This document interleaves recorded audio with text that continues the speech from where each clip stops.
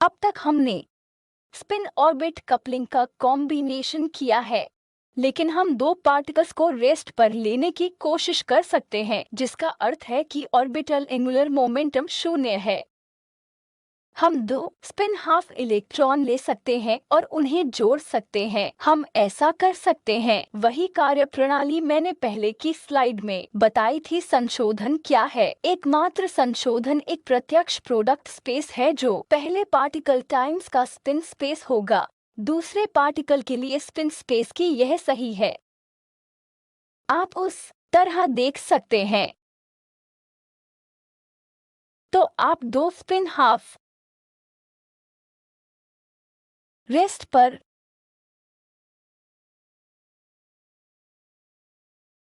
ले सकते हैं, जिसका मतलब है कि पहले पार्टिकल के लिए L शून्य है, L2 दूसरे पार्टिकल के लिए शून्य है। मुझे इस बारे में चिंता करने की जरूरत नहीं है कि अगर कुछ शून्य स्पिन है तो ऐसा लगता है जैसे यह बहुत अधिक भूमिका नहीं निभाता है। किसी भी एंगुलर मोमेंटम योग में शून्य जोड़ना कुछ भी नहीं करता। इसलिए हम इस तरह के पार्टिकल के लिए स्पेस को स्पिन स्पेस के रूप में लेने का प्रयास कर सकते हैं। आप इसे S1 MS1 S2 MS2 के प्रत्यक्ष प्रोडक्ट स्पेस के रूप में लिख सकते हैं। मैंने ऑर्बिटल क्वांटम नंबर को यह मानकर दबा दिया है कि यह रेस्ट पर है। सरलीकरण के लिए है। स्पेस को क्या कहते हैं? इसे अनंतपल कहते हैं। यह वह हो सकता है जिसे हम इसे एक अनंतपलद आधार कहते हैं।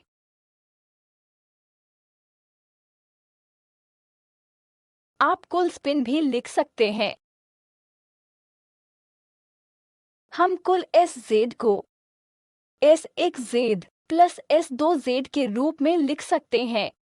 इस कपल्ड आधार पर इसका क्या अर्थ है? इसे तकनीकी रूप से S1Z cross identity plus identity cross S2Z इस डायरेक्ट प्रोडक्ट स्पेस में माना जाना चाहिए, लेकिन वो कपल्ड आधार भी ले सकता है जहां यह कुल Z, कुल SZ और कुल S है। मैं एक कपल्ड आधार लिख सकती हूं क्योंकि S1 S2 SMS यह कपल्ड है।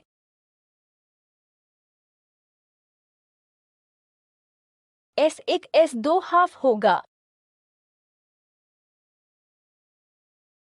आप ऐसा कर सकते हैं, लेकिन सिर्फ सरलता के लिए मैं सिर्फ पार्टिकल 1 और पार्टिकल 2 का टैग कह रही हूँ। बस मैं इसे रखना चाहती हूँ। लेकिन अगर आपके पास दो स्पिन हाफ हैं तो आप S1 और S2 को हाफ रख सकते हैं। तकनीकी रूप से आप वहाँ हाफ हाफ लिख सकते हैं। तो ये विभिन्न परिदृश्य हैं जहाँ आप स्पिन हाफ पार्टिकल्स को रेस्ट पर जोड़ सकते हैं। आप ऑर्बिटल एंगुलर मोमेंटम और एक कण की स्पिन क्वांटम नंबर को जोड़ सकते हैं। आपके पास कई अन्य चीजें हो सकती हैं। मैं वास्तव में प्रयोगवादी के बारे में चिंता नहीं करती हूँ। यह बताता है कि इस ऑब्जेक्ट में एंगुलर मोमेंटम है J1, अन्य ऑब्जेक्ट में एंगुलर मोमेंटम है J2। क्या जोड़ सकते हैं और फिजिक्स कर सकते हैं। तो आप इसे क्या लेंगे? J1 प्लस J2 सभी प्रकार के कॉम्बिनेशंस। और आप वास्तव में इस बारे में चिंता मत करो कि एक बार जब वह एंगुलर मोमेंटम देता है तो आप सवाल नहीं करते कि ऑर्बिटल क्या है, स्पिन क्या है। आप इसे एक इकाई के रूप में लेते हैं जो आपको दिया जाता है। इसलिए जो भी डेटा आप लिख सकते हैं, यही वह है जो मैं प्रेरित करने की कोशिश करती हूँ कि आपके पास दो आधार हो सकते हैं। एक अनंतपलद आधार है जहाँ इस मामले में इंडिविजुअल पार्टिकल टैग बनाए रखा जाता है। इंडिविजुअल स्पिन हाफ पार्टिकल की जानकारी को अनंतपलद आधार पर कपल बेसिस को मेंटेन किया जाता है। आधार आप नहीं जानते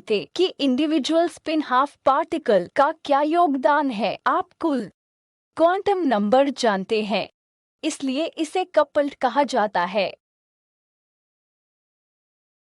तो फिर से दो कपल्ड समतुल्य स्पेस आप लिख सकते हैं जैसा कि उन्होंने कहा था कि आप S1 और S2 पार्टिकल के टैग का ट्रैक रखने के लिए 1 और 2 को हाफ रख सकते हैं। मैंने इसे यहाँ रखा है। तो अब मैं आपको एक औपचारिक रूप में ले जाने की कोशिश करती हूँ कि एंगुलर मोमेंटम के साथ 2 पार्टिकल्स दिए गए हैं। मैं इस एंगुलर मोमेंटम की संरचना पर सवाल नहीं उठाती। प्रायोगिक सिद्धांतकारों ने मुझे बताया कि इन पार्टिकल्स में क्वांटम नंबर है और दूसरे पार्टिकल में क्वांटम नंबर J है। यह कैसे ऑर्बिटल और स्पिन से बना है वह मुझे नहीं देता। मुझे चिंता नहीं है। केवल एक चीज जो आप जानते हैं वह है ये 2 पार्टिकल एंगुलर मोमेंटम ऑपरेटर जिन्हें उन्हें कम्यूट करना है। जब आप पहले के मामले में भी 2 पार्टिकल लेते हैं तो पहले के मामले में S1 ऑपरेटर S2 ऑपरेट के साथ कम्यूट करता है। वे 2 अलग पार्टिकल हैं। हम J2 कम्यूट करता है J1 I के साथ जब J1 पार्टिकल 1 के लिए है और J2 पार्टिकल 2 के लिए है और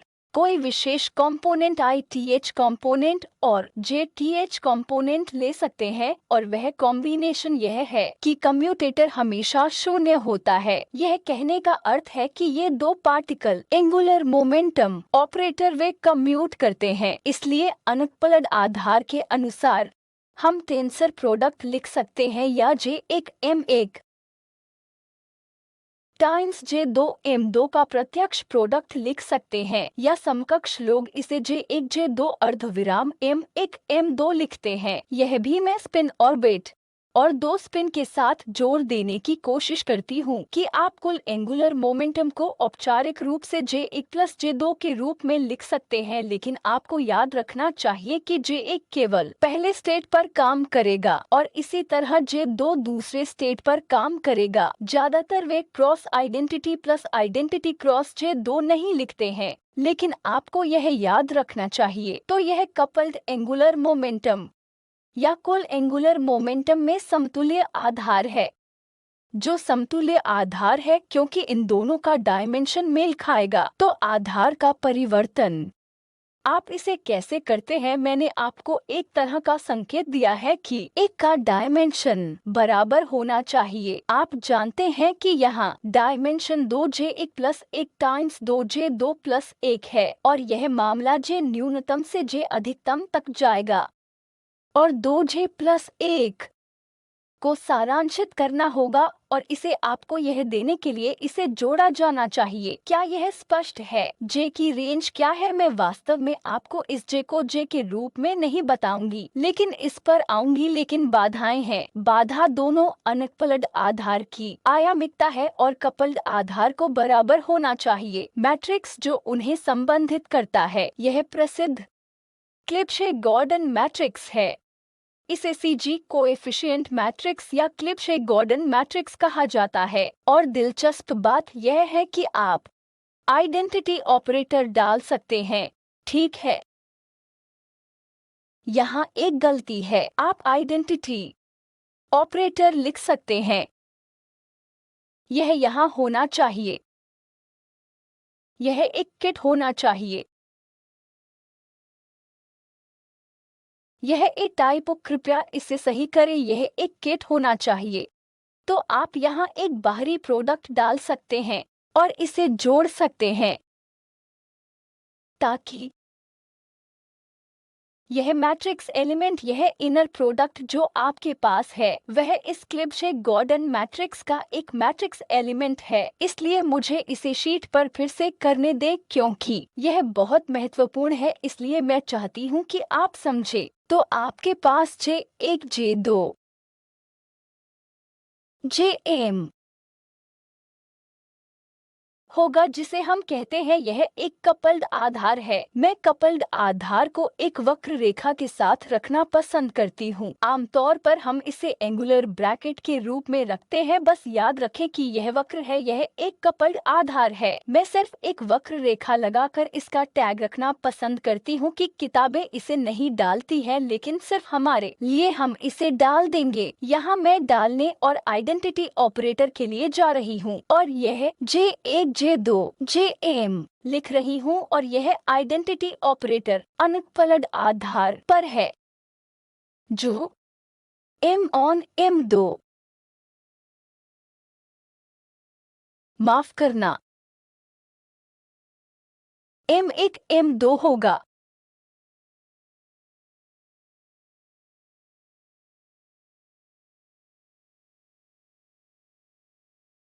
तो आपके पास J1 J2 J M है जो M1 M2 पर समेशन होगा।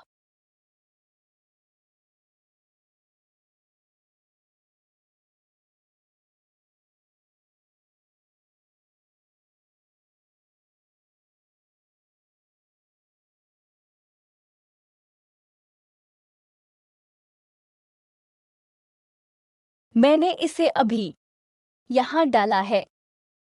इनर प्रोडक्ट लिखा है जो एक कोएफिशिएंट है। क्या यह ठीक है? और फिर यह इन टर्म्स ऑफ स्टेट है।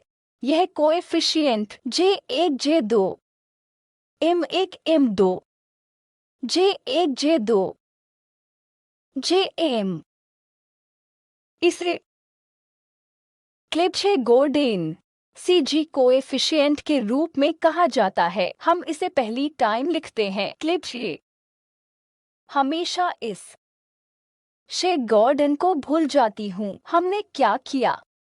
यह था J1 J2 M1 M2 J1 J2 JM। सिर्फ यह याद रखने के लिए कि इस कपल आधार पर मैंने यह एंगुलर ब्रैकेट रखा है, यह आवश्यक नहीं है। यह CG कोएफिशिएंट है। कभी कभी कुछ किताबें इस तरह से दर्शाती हैं।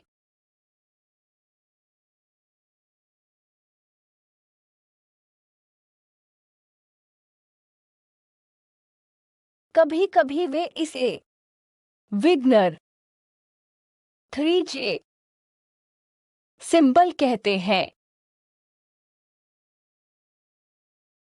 यह केवल याद रखने के लिए है कि आप J1 और J2 को संबंधित magnetic quantum number M1 M2 के साथ जोड़ रहे हैं। संयुक्त J1 और J2 कुल J है।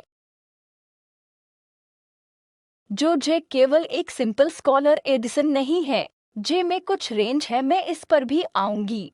और आपके पास इससे जुड़ी एक संबंधित मैग्नेटिक क्वांटम नंबर भी है। यह एक अलग नोटेशन है जिसे कभी कभी इस नोटेशन में CG कोएफिशिएंट मैट्रिक्स लिखे होते हैं। दोनों बराबर हैं। यह कपल्ड आधार स्टेट के साथ कपल्ड आधार स्टेट का मैट्रिक्स एलिमेंट है। वह मैट्रिक्स एलिमेंट वह है जो आपको CG मैट्रिक्स के कोएफिशिएंट देगा। यह एलिमेंट्स में से एक है, इसलिए यह अलग अलग JM और अलग M1 और M2 सभी संभावनाओं पर निर्भर करता है। हमारा उद्देश्य रेस्ट पर हाफ पार्टिकल्स को स्पिन करने के लिए काम करना है। ये कोएफिशिएंट क्या है?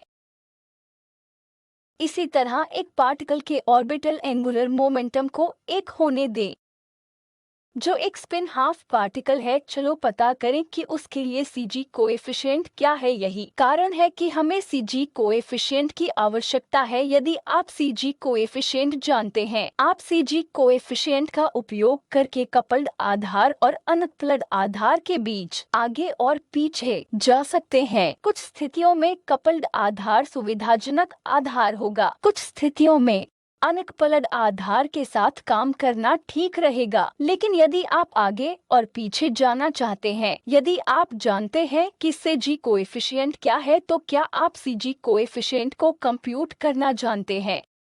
यही वह मुख्य चीज है जिसकी गणनात्मक चीजें हम करने जा रहे हैं। इसलिए इस एंगुलर ब्रैकेट को वहां रखा जाना चाहिए और मैट्रिक्स एलिमेंट को CG कोएफिशिएंट कहा जाता है। और यह वही ब्रैकेट मैंने यहाँ रखा है। लेकिन आप कोशिश कर सकते हैं और सिर्फ कपल आधार के रूप में याद रखने के लिए आप इस ब्रैकेट को थोड़ा सा स्मच कर सकते हैं। हम इसे कैसे साबित करते हैं? हम कैसे साबित करते हैं कि CG कोएफिशिएंट केवल नॉन जीरो है? जब यह कुल n m1 और m2 के योग के लिए प्रतिबंधित है, हम इसे सरलता से कैसे साबित करते हैं? कुल JZ operator JZ minus J1 Z minus J2 Z वह क्या है? जो JZ बराबर J1 Z plus J2 Z है, इसलिए JZ minus J1 Z minus J2 Z एक शून्य ऑपरेटर नल ऑपरेटर है। JZ किस आधार पर ऑपरेट करना पसंद करेगा? JZ कपल्ड आधार पर ऑपरेट करना पसंद करेगा। JZ कुल J है। कुल J का Z कॉम्पोनेंट कपल्ड आधार पर ऑपरेट करना पसंद करेगा, जो आपको MH क्रॉस देगा। J1 Z कपल्ड आधार पर ऑपरेट करना पसंद करेगा। मैं आपको M1 H क्रॉस J2 दूंगा, Z आपको M2 H क्रॉस देगा। इसलिए M minus M1 minus M2 शून्य होना चाहिए, क्योंकि यह नल ऑपरेटर है। इस कंडीशन से कई CG कोएफिशिएंट शून्य हो जाएंगे। और इसके बारे में अच्छी बात यह है कि यह प्रयोगों में किसी प्रकार के चयन नियम को भी तय करता है। जब वे मैग्नेटिक क्वांटम नंबर m1 और m2 के साथ इंटरेक्शन करने वाले दो पार्टिकल्स के संयोजन का चयन नियम लेते हैं, उन्हें यह सुनिश्चित करना होगा कि इस तरह की इंटरेक्शन से यह कंडीशन को पूरी होनी चाहिए कि m बराबर m1 प्लस m2। प्रयोगशाला में कई प्रक्रियाएं जो आपको एक चयन नियम देती हैं, वे सभी इस सिंपल ऑपरेटर नियम द्वारा निर्धारित की जाती हैं, जो हम अपने एंगुलर मोमेंटम अलजेब्रा में देखते हैं। कपल्ड आधार ऑपरेट और अनकपल्ड आधार ऑपरेटर के बीच अंतर शून्य होना चाहिए, जो इस कंडीशन को बल प्रदान करता है। तो हमने यहाँ क्या देखा है? हमने देखा है कि JZ जिसे आप लिख सकते हैं वह है J1 Z cross identity plus identity cross J2 Z। अगर आप JZ माइनस J1 Z, वैसे लोग इसे नहीं लिखते हैं, लेकिन अगर आप चाहें तो आप इसे कम से कम पहले टाइम डाल सकते हैं और minus identity cross J2 Z जो शून्य है, और आप इसे कपल्ड आधार और अनकपल्ड आधार के बीच लेते हैं, तो यह अनकपल्ड है, और इसे कपल्ड आधार के रूप में ले, यह अनकपल आधार है और यह कपल आधार है। यदि आप ऐसा करते हैं तो JZ आपको MH क्रॉस देगा। यदि आप नहीं चाहते कि आपका कोएफिशिएंट शून्य हो, जो आपको बताता है कि आप एक रेस्ट्रिक्शन लगाते हैं कि यह कोएफिशिएंट नॉन जीरो है। यदि M1 प्लस M2 M है तो यह ऑर्बिट हो सकती है। हम इससे और क्या प्राप्त कर सकते हैं? कपल्ड आधार ऑपरेटर के बीच इस तरह का सिंपल ऑपरेटर, यह अनकपल्ड आधार ऑपरेटर होता है। फिर हमें कुछ और जानकारी मिलती है। J प्लस माइनस हम वह भी कर सकते हैं। आप यहाँ J प्लस डाल सकते हैं और इसे J1 plus cross identity cross J2 plus के रूप में लिख सकते हैं। आप यह कर सकते हैं। आप देखना शुरू कर सकते हैं कि क्या किसी प्रकार का प्रतिबंध है जो हमें मिल सकता है। तो यह सिंपल रिस्ट्रिक्शन है जो मुझे यहाँ मिला है। कुल मैग्नेटिक क्वांटम नंबर की अधिकतम वैल्यू क्या है? J अधिकतम है। M1 को J1 होना चाहिए, M2 को J2 होना चाहिए, M अधिकतम J1 प्लस J2 होना चाहिए। यदि M अधिकतम J1 प्लस J2 है तो संबंधित कुल J अधिकतम Jm क्या है? जब मैं लिखती हूँ कि M अधिकतम J1 प्लस J2, J कम से कम J1 प्लस J2 होना चाहिए, और यदि यह अधिकतम है तो यह उससे अधिक नहीं हो सकता है, जिसके लिए अधिकतम वैल्यू होगी। तो उस समेशन को जो मैंने J अधिकतम के लिए किया था, क्या मैं J न्यूनतम के लिए कोशिश कर सकती हूँ? तो मैं लिखूंगी कि M को M1 प्लस M2 होना चाहिए। M1 अधिकतम J1 है, M2 अधिकतम J2 है, इसलिए आपका M अधिकतम J1 प्लस J2 के बराबर है। इसका तात्पर्य है कि J अधिकतम को J1 प्लस J2 होना चाहिए। क्योंकि यह साइड कपल्ड आधार है। यह साइड एक अनकपल्ड आधार है और यहाँ से जे और एम मैं इसे ढूंढ सकती हूँ। क्या अब हम यह निर्धारित कर सकते हैं कि जे न्यूनतम क्या है? हम आयामीता के साथ इक्वेशन का उपयोग कर सकते हैं। हमारे यहाँ डायमेंशन 2J1+1 गुणा 2J2+1 था। इस साइड जे न्यूनतम से जे अधिकतम तक 2J1+1 समेशन होगा। सरलता के लिए हम J2 को J1 से कम या J1 के बराबर मान लेते हैं। एक बार जब आप यह जान लेते हैं तो आप दूसरे तरीके से भी कर सकते हैं और फिर हम यह पता लगा सकते हैं कि J न्यूनतम क्या होना चाहिए। इसे आप एक अभ्यास के रूप में छोड़ सकते हैं। बस इस सीरीज को करके चेक करें कि आपको J अधिकतम दिया गया है क्या J1+J2 दिया गया है। पता करें कि J न्यूनतम क्या है। मैं क्या करूँगी, मुझे यहाँ रुकने दो।